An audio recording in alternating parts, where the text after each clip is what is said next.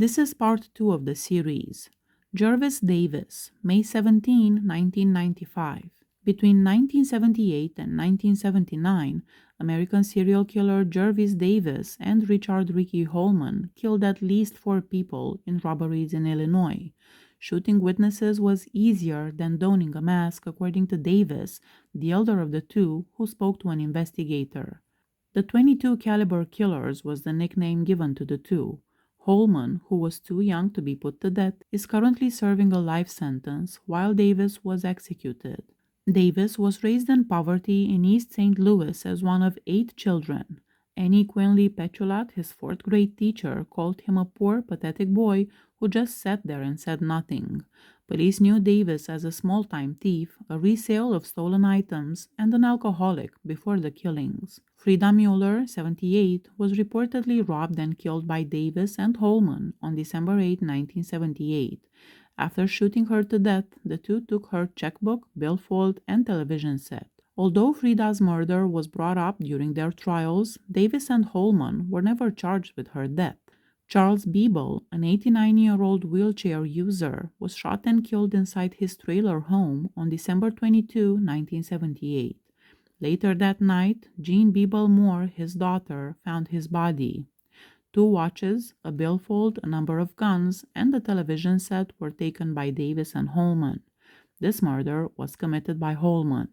Jean Moore offered a $5,000 reward for information that would result in the arrest and conviction of her father's killers prior to their apprehension. John Ortel, 84, was robbed and killed in his trailer by Davis and Holman on May 12, 1979. Ortel was stabbed and shot. This murder was committed by Davis. Davis and Holman executed 83-year-old blind woman Esther Sepmeyer on July 13, 1979, while she was kneeling in front of her bed and praying for her life. Rodney Sepmeyer, her grandson, discovered the body. A .22 caliber semi-automatic rifle, a stereo, a color TV, a lawnmower, and a replica antique radio were all taken. Holman was the murderer. Following a poorly executed holdup at an auto parts store, Davis and Holman were taken into custody. The two shot James Ostman, the store's owner, as soon as they walked in. He was hit in the arm by the bullet. Frank Cash, a 21-year-old clerk, rushed to the rear of the store as Ostman fell. Cash was followed by Holman and Davis, who shot Cash dead while he was pleading for his life. When Ostman heard the gunfire, he reached for his own handgun, faced the two, and shot them twice. Davis was wounded in the back and sent to the hospital. On August 30, 1979, medical staff called the police and Davis was taken into custody. A few weeks later, Holman was taken into custody as well. In the end, authorities connected Davis to 10 robberies that left 9 people dead and 7 injured. Frida Miller, 78, Edward Campbell, 35, Mary Prestito, 39, Charles Beeble, 89, Marvin Ford, 25, James Perdue, 63, John Ortel, 84, Esther Sepmeyer, 83, and Frank Cash, 21, were the casualties, both confirmed and suspected. Since Holman and Davis had already been given the maximum punishment, they were never tried for all of the killings. Later, prosecutors said that the pair had committed so many killings that they didn't think it would be worthwhile to pursue every single case. One of Davis's claimed victims, Perdue, employed John Krangle. After being shot 4 times, 3 times in the abdomen and once in the throat, Krangle passed away 6 years later at the age of 52. According to Krangle's daughter, he had named Davis as the shooter of both him and his boss. For the murders of Charles Beeble, John Ortel, Frank Cash, and Esther Sepmeyer, Davis was found guilty on 4 counts of murder. He was also found guilty of attempting to kill John Ostman by shooting him. Cindy, Davis's wife, stated during his sentence hearing that he was not a violent guy and that he should be spared execution. She would visit him in prison. Davis was sentenced to 30 years in prison for shooting Ostman, 8 years in prison for killing Ortel and Cash, and death for killing Beeble. After an appeal, his second death sentence for the murder of Sepmeyer was lowered to life in prison without the possibility of parole. Despite not being present when Beeble was killed, Davis was found guilty under the felony murder rule because he should have known that Holman would kill Biebel, because he and Holman had committed similar robbery slayings together. For the murders of Ortel, Cash, and Sepp Meyer, as well as the attempted murder of Ostman, Holman was found guilty on 3 counts of murder.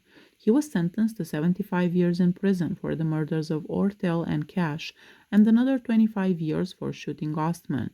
Because Holman was only a month away from turning 18, he was spared the death sentence for killing Sepp Meyer and instead received a life term without the possibility of parole. The judge informed Holman that the life sentence was required to safeguard the public and that he did not think he could be rehabilitated because he had demonstrated no remorse. He was never put on trial for Biebel's murder. In 1979, Keith Harris, another man, was falsely convicted of Mark Ressman's attempted murder and given a 50-year jail sentence. After handing $200 to 2 robbers on December 4, 1978, Ressman, a gas station clerk, was shot 7 times but survived. Ressman recognized Harris from a lineup, but there was no tangible proof that connected him to the crime. Police now believes that Davis and Holman were guilty for the crime since they had confessed to it, and ballistic evidence connected them to Ressman's shooting. Harris's sentence was lowered to 30 years, and on May 1, 2001, he was freed from prison. In 2003, Governor George Ryan fully pardoned him. For his incarceration, Harris was compensated with a little over $150,000. As a spiritual counselor to other prisoners, Davis became an ordained priest while incarcerated on death row after learning how to read.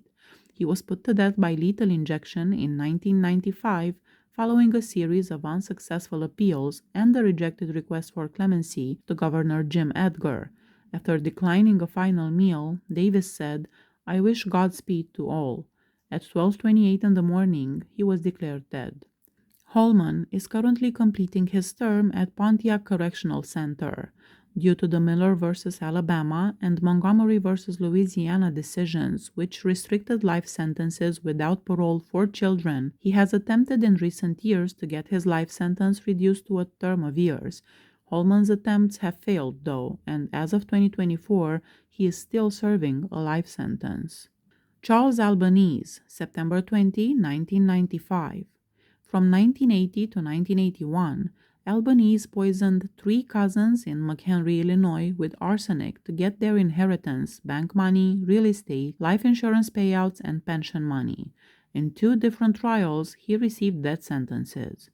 On June 13, 1937, Charles Michael Albanese was born in Chicago, Illinois. The businessman Michael Albanese Sr. and his wife Clara were his parents, and he was their first son. Although not much is known about his early years, acquaintances would remember Albanese as a spoiled brat who always wanted to be a big shot, a driven young man who aimed to make as much money as possible with the least amount of effort. He was employed by Morton Grove-based Norwood Motors Inc. as a vehicle salesman in the middle of the 1960s. On February 1, 1965, Albanese and an unnamed accomplice broke into the home of 61-year-old CTA bus driver Emmett Farrell while posing as detectives and took $160 from him. This was his first documented crime. A week or so later, Albanese was apprehended and the Farrells positively recognized him as one of the burglars based on information from a neighbor who had jotted down the license plate of his car. Shortly after, a grand jury charged him on multiple charges of car theft, the latter under the alias Charles Romaine, and armed robbery. He was found guilty and given a 5-year probation term. His first wife left him after 6 years of marriage and relocated to Wisconsin with their 3 girls. He later married his second wife, but not much is known about their connection. In 1972, over Labor Day weekend, Albanese married Virginia Mueller in Las Vegas while still legally married to his second wife. In the years that followed, his second ex-wife would file 2 further complaints against him, one in 1977 for failing to pay $1,475 in child support, and another in 1980 for failing to support a petition that was filed in Chicago. Albanese appeared to have a happy marriage despite his legal issues, and he had a salary of $60,000 a year as president of the Allied Die Casting Company, which belonged to his father. Albanese and his family relocated to Spring Grove in 1978, where he became known to his neighbors as a man who enjoyed showing off his wealth and power. He possessed a number of high-end vehicles and yearly vacationed in Jamaica or Marco Island, Florida, with his wife and two daughters. While his wife's mother, 69-year-old Marion Mueller, resided with her own mother, 89-year-old Mary Lambert, at the Leisure Village Retirement Complex in Fox Lake, Charles started to visit often in the middle of 1980. He frequently brought small gifts such as jewelry and trinkets, and whenever he could, he would eat dinner with them. He would gradually persuade Lambert to give her daughter her financial assets during these visits, avoiding the other daughter and son altogether. Then, without anybody in his family knowing, he called the owner of a metal plating business in Elkhorn, Wisconsin, to whom he occasionally supplied scrap zinc, supposedly to find out the best way to eradicate some pests from his house. Albanese was given arsenic and given instructions on how to use it on the man's advice, and he gradually added tiny amounts of the poison to Mueller's food over the course of the following few months. The first death occurred on August 6, 1980, when Mueller started experiencing severe vomiting and diarrhea. She was sent to McHenry Hospital and passed on the same day. A heart attack was listed as the reason of her death. Only 12 days later, Lambert was stricken by a similar illness and sent to the St. Therese Hospital in Waukegan, where she died from what was called natural causes. Locals were alarmed by the two women's unexpected deaths, and there was also suspicions that the village's water and food supplies had been tainted. The Lake County Health Department responded by starting a thorough inquiry into the restaurants and the sewage system, but all tests came back negative. Life gradually returned to normal after the investigation was completed because there were no more suspicious chemicals or activities found. Due to their passing, Albanese's wife Virginia received the approximately $150,000 in Mueller and Lambert's estates. Shortly after the incident, on September 4, 1980, Albanese went to a meeting with his father. There, they got into a fight, and Michael Sr. said that he no longer wanted Albanese in the company. A few days later, the older Albanese merely demoted him to treasurer, changing his position. Albanese started bringing homemade cookies to his father's workplace and snacks for his younger brother in what seemed to be an expression of appreciation.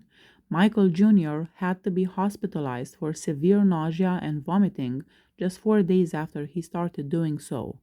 Both Michael Sr. and Michael Jr. were hospitalized multiple times in the next months as a result of severe illnesses. The former passed away on May 16, 1981, at the age of 69. Alvin Korhammer, the McHenry County coroner, discovered arsenic residues in Michael Sr.'s serum while performing the autopsy on his body. After learning that Mueller and Lambert also had ties to the Albanese family, he subsequently got in touch with Robert H. Babcox, the Lake County's coroner, who had looked into their deaths the year before. Virginia Albanese gave each coroner permission to have the bodies of her relatives exhumed and analyzed, and both examinations showed high levels of arsenic. Charles was one of the members of the Albanese family whose background was checked by McHenry Police Chief George Passanelli following this revelation. They discovered his criminal history, potential motivations for the acts, and the knowledge that the operator of the metal plating company had sold him arsenic as they dug deeper into his past. Through a travel agency, the task force discovered that Albanese had organized another Thanksgiving vacation to Jamaica, where he would be joined by his mother, Clara, and wife. The investigators went in and detained Albanese at his McHenry office on November 18, 1981, fearing that he might target his mother because of her $500,000 income. He was later accused of stealing from the company's stock, attempting to kill his brother, and committing all 3 killings.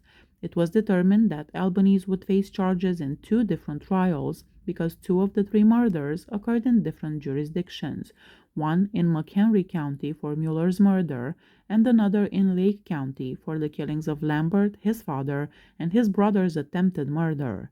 He entered the plea of not guilty on all counts during the Lake County trial, which was the first one.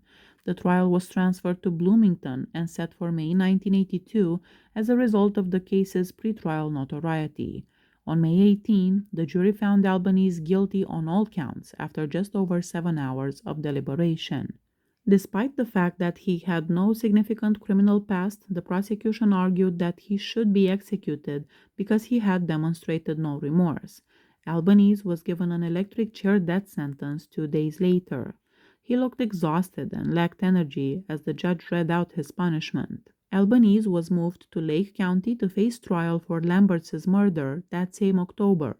On October 26, Albanese was found guilty of Mueller's murder, despite his claims that his brother or a random assailant was truly behind all the murders and his lawyers' fruitless attempts to get the charges dropped on the grounds of circumstantial evidence.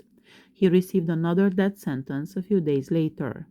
Albanese was also sentenced to 5 years in prison on 2 theft crimes and 60 years in prison for the attempted murder of his brother. Albanese made several unsuccessful attempts in the ensuing years to have convictions reversed and his sentence appealed. He insisted on his innocence and accused the authorities of covering up the facts of the case until his execution by lethal injection at the Stateville Correctional Center on September 20, 1995. He asked for prime rib, baked potatoes, garlic bread, coffee, Coca-Cola, and pistachio ice cream for his final meal. Before being executed, Albanese said thank you to the warden but made no further remarks. Please hit that subscribe button if you like my channel. See you next time. Bye bye.